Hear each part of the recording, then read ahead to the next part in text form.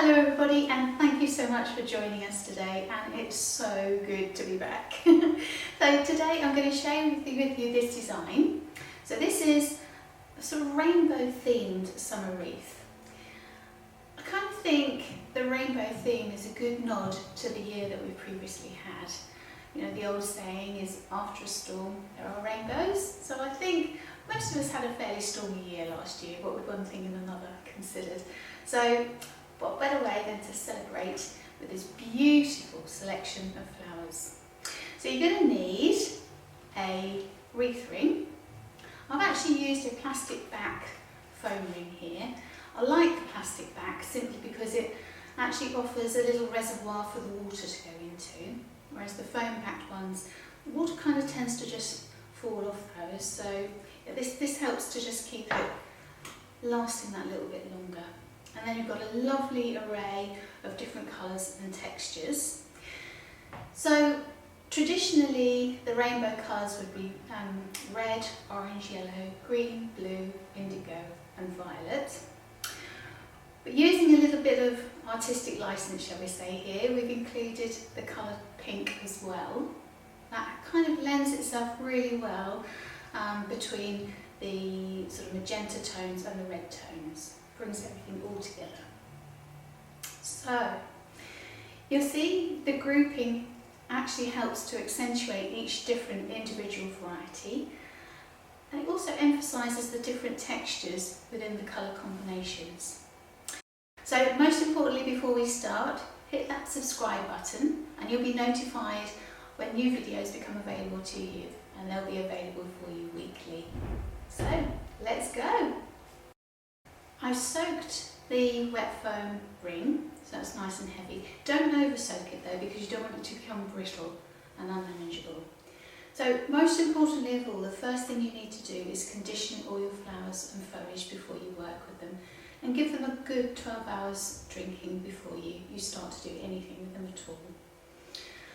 Okay, so I've cut my foliage up into slightly smaller, manageable pieces. This is actually pistache, but you could use any type of foliage, and actually you could even use forage foliage or foliage out the garden if you have it. Just make sure that it is conditioned properly before you use it. And then we'll start by creating the base. So I'm going to start by placing the foliage into the ring, into the wet foam, at a slight angle. That way you're actually going to cover up that plastic base. So continue with the perimeter all the way round, and also on the inner circle as well, in exactly the same vein, so placing the stem in at an angle, so it almost sweeps over the edges of the plastic and onto the desk. And then once you've done that, create sort of dome shaped all the way around. So I'm going to do a time lapse now while we complete that.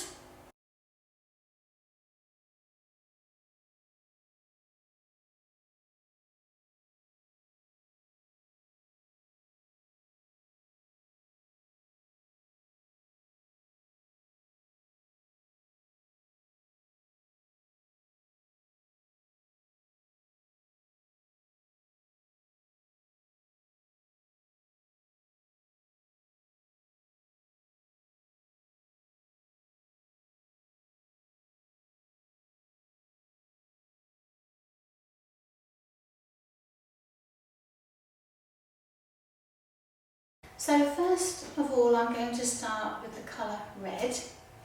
So the red varieties that we're using today are red carnation and a red rose. So I'm going to start by placing the carnations.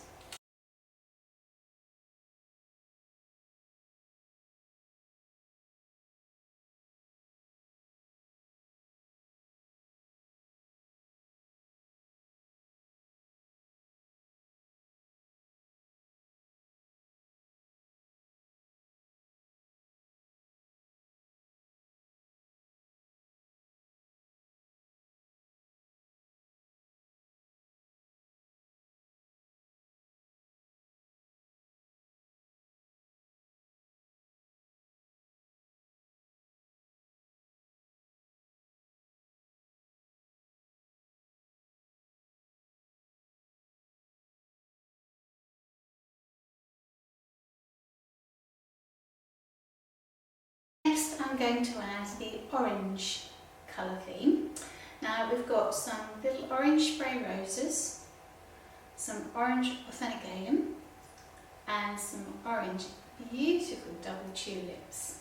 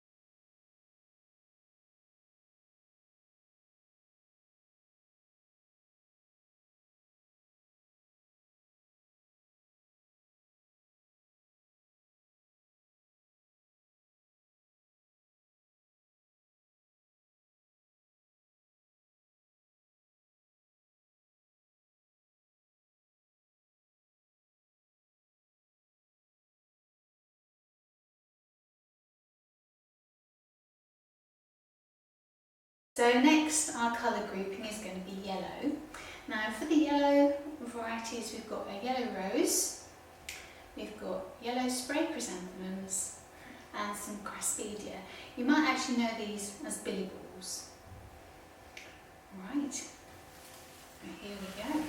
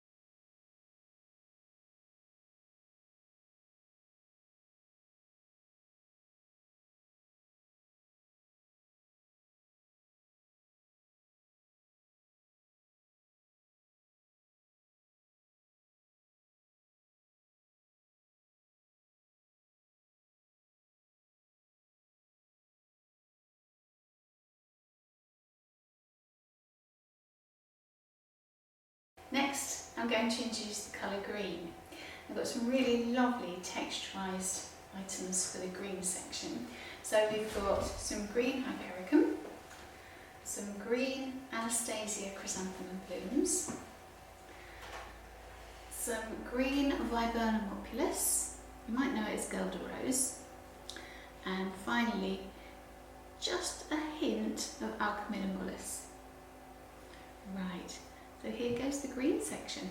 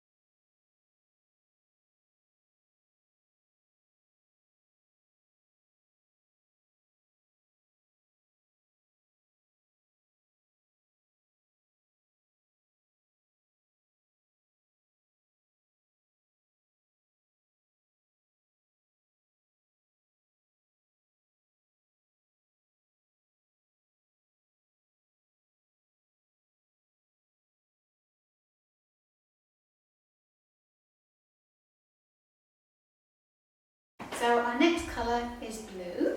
Now for the blue we've got some fantastic delphiniums here, and then we've also got some blue eryngium. So again, different textures, but still encompassing that blue palette. Right, here we go.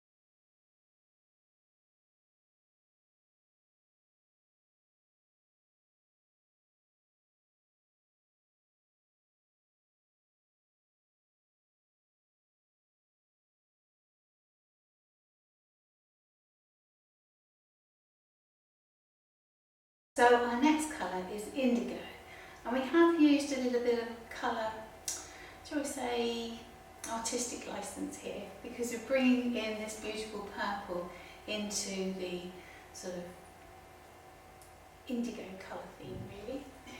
So we've got some fantastic hyacinths, some little clematis, mostly buds rather than open blooms there, and then this fantastic lisianthus. So this is our indigo section.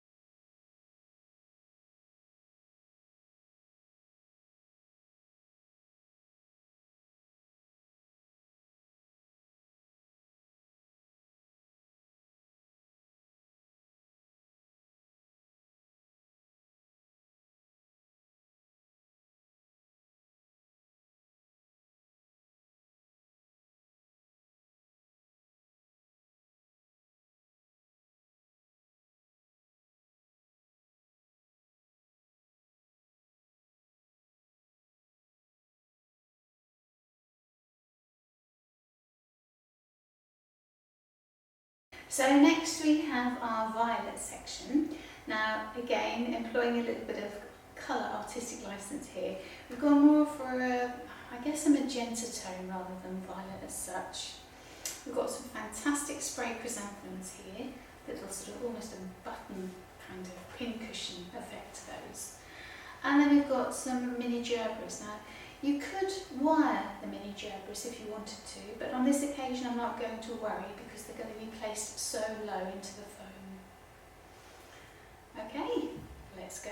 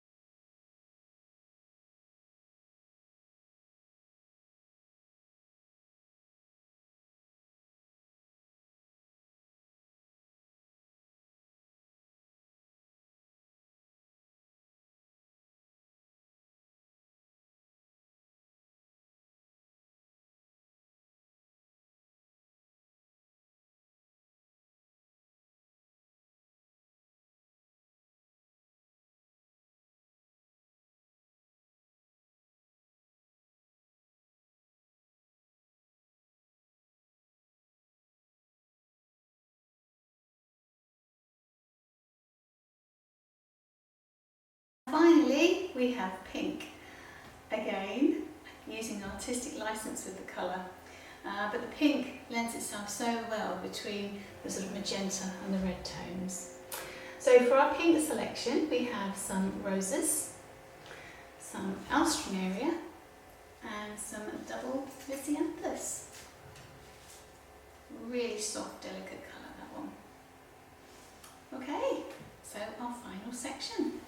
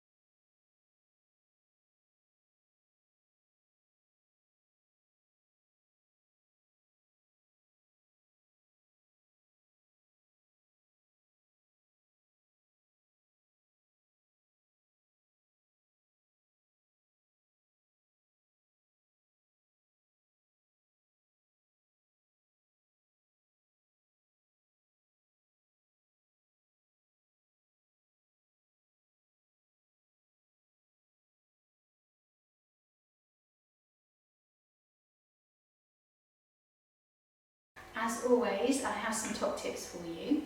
So I would recommend that you actually remove the wreath from its situation and perhaps place it either outside on the patio or on a draining board to water it, and wait until it stops dripping and replace it. You could remove it at night from a warm environment to a colder environment. That will help to extend the shelf life of the design. And finally, another top tip is you could actually use this as well as a wreath. You could hang it on a wall or a door. You could also use it as a table centre. You could literally place a storm lantern in the centre with a candle, or you could place a vase in the centre, a nice tall vase, perhaps with some long stems of willow or maybe some prunus. So lots of ideas on how you can use your summer wreath. I hope you've enjoyed this demonstration of this fantastic colour wreath, and I hope it's actually given you an insight into how colour works within a design. It's really lovely to be back. Don't forget to hit that like button. And if you've got any comments, post them in the box below. We'd love to hear what you think. We look forward to welcoming you back again very soon. See you soon.